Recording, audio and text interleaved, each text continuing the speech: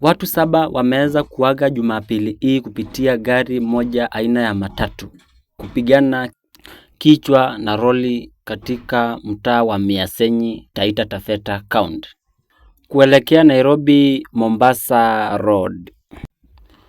According to eyewitnesses, the matatu belonging to Kinatwa Company was heading towards Mombasa and was overtaking other vehicles before colliding with the truck. The bodies of the deceased, among them and drivers, have been taken to the Moi Referral Hospital for morgue. Meanwhile, the injured have also been taken to the facility as police launch a probe on the incident. Drivers have been used to remain vigilant as traveling peaks during the Christmas festivities.